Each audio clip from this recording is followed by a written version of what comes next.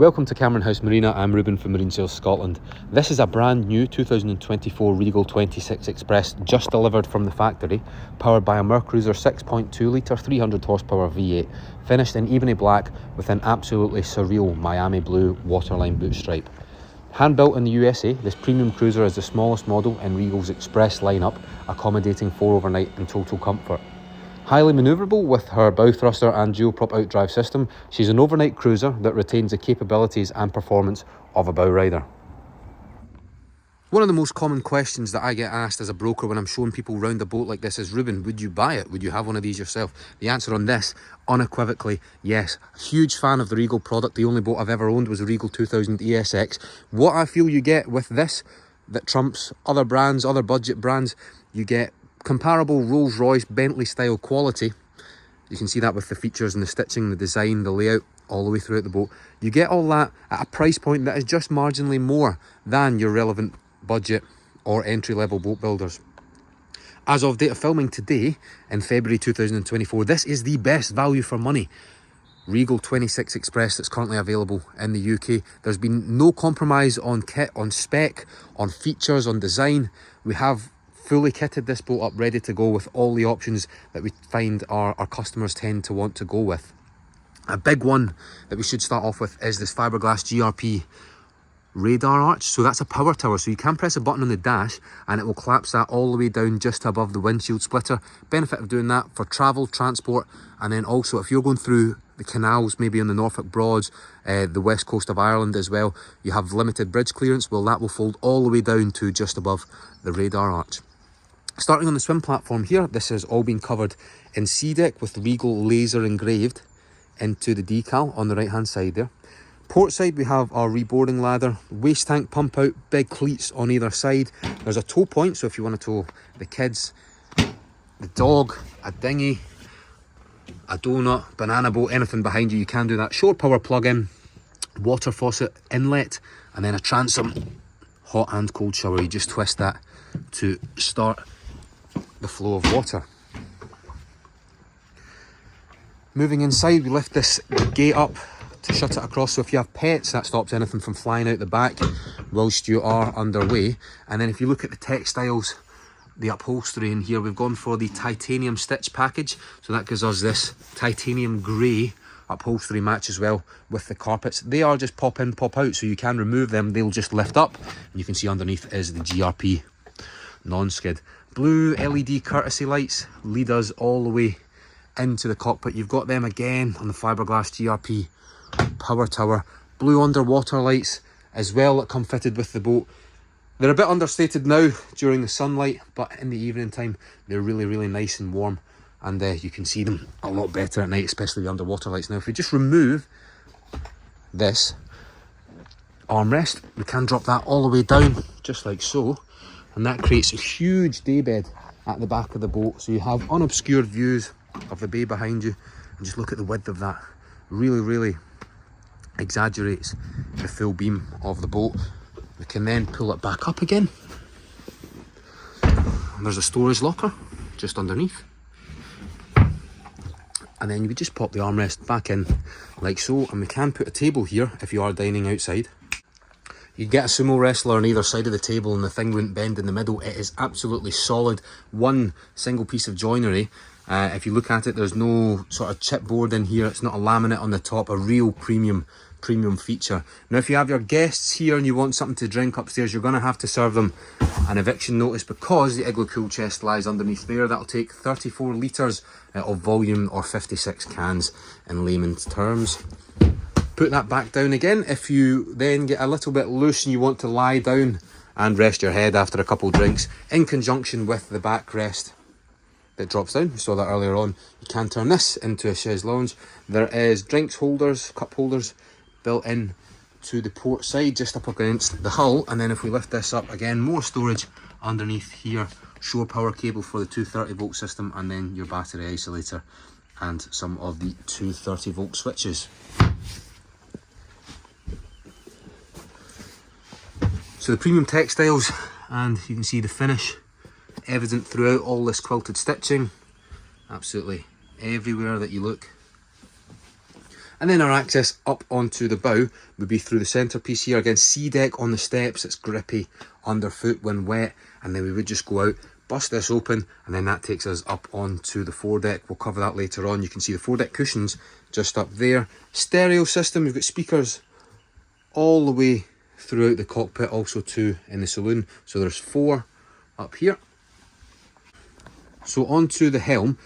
Digital throttle and shift is fitted to the boat, also is active trim. So what active trim does is, as you're cruising along, you just press the button and that will automatically raise and lower the leg to the exact pitch that will give you optimal fuel efficiency and also performance. Now, over lifetime ownership, Mercury advertised this as giving you a 30% reduction in fuel burn throughout your ownership of the boat. That, coupled with the fact this has Regal's signature fast track hull, which basically takes air in through intakes in the side of the hull, forces it under the boat, and the boat primarily rides on a cushion of air, so that gives you increased performance, also increased fuel efficiency. So it's fast, but it's also economical. We have our VHF just down below. Things like our underwater lights are controlled here. You also have your tower up, tower down for the fiberglass radar arch, the power tower, and then the electric windlass controlled just there as well. Trim tabs on this side as well, and they have a twin or a dual Garmin flat flush screen dash. All your electronics, all your navigation aids are fitted on these, and you can't see it really here, but it is LED backlit, so at night time that is a really standout feature. It looks absolutely superb. We'll head out onto the bow first, and then we'll take a look downstairs. There is a foredeck bathing cushion out here, also a headrest too. You can just take them off, the pop stud off, and you can put them in the back. Notice how it doesn't obstruct the escape hatch, so you still get your ventilation and your natural light going through into the saloon. Up at the very bow, we've got a polished stainless steel anchor, electric winch, chain rope combination, so plenty of depth if you're wanting to moor or anchor out in those slightly deeper waters.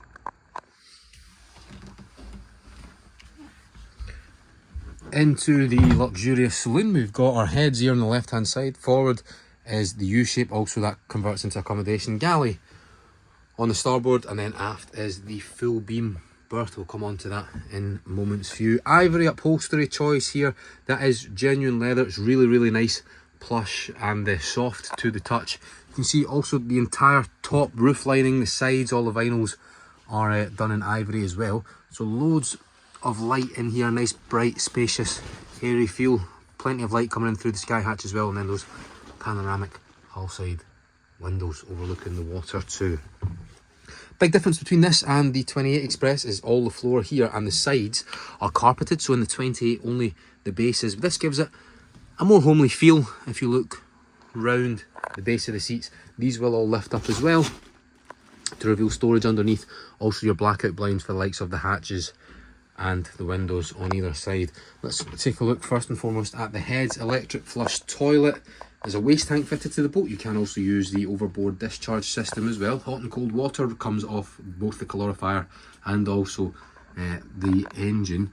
You have a standalone shower faucet there. Controls are here, and then that is just a warm air blower, or not a warm air blower but an air blower, just to get the air moving in here if you do have a shower, prevent any dampness related issues from occurring inside the heads.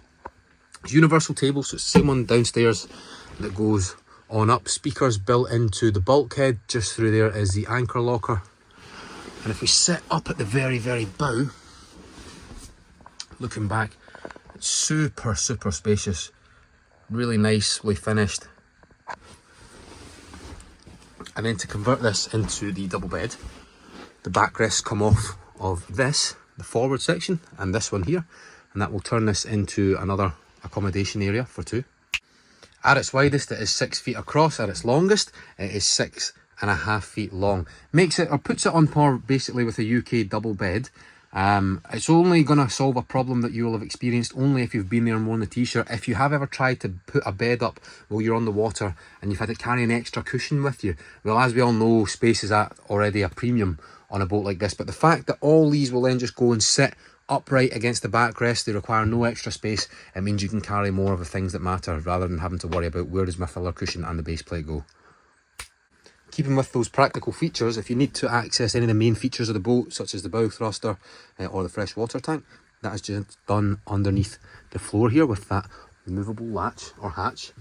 Underneath, again, just where the steps are, access to the shower sump, sorry, and also the midship bilge. Our galley is just here on the starboard side, consists of an alcohol and electric cooker, so you can use that both when you're connected to shore power and also while you're out at anchor.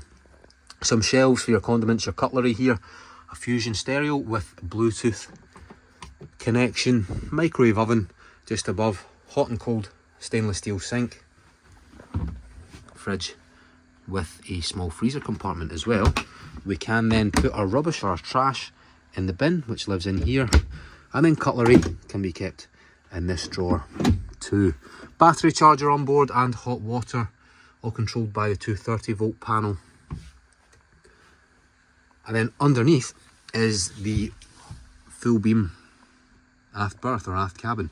Very seldom on a 26 footer do you see something that runs full beam. Normally there are wires or the hot water tanks up at this end, so it's porthole to porthole, port side of the hull to starboard side of the hull. You don't even get this on the Regal 28 Express.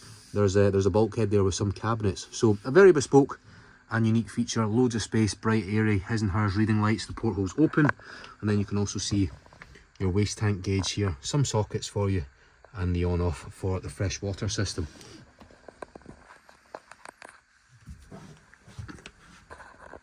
So we'll just take one sweeping final look round the saloon, heads in there. We'll finish up with the engine and a review of the performance.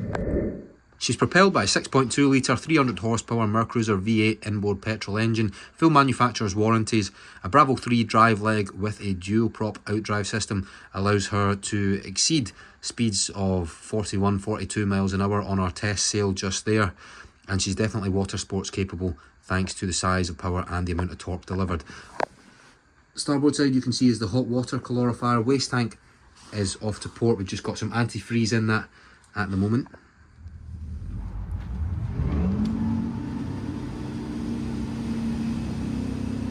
The boat planed from standstill in under 5 seconds and went on to achieve a top test sail speed in excess of 40 miles an hour. I'm Ruben from Marine Sail Scotland, where fun in the water begins.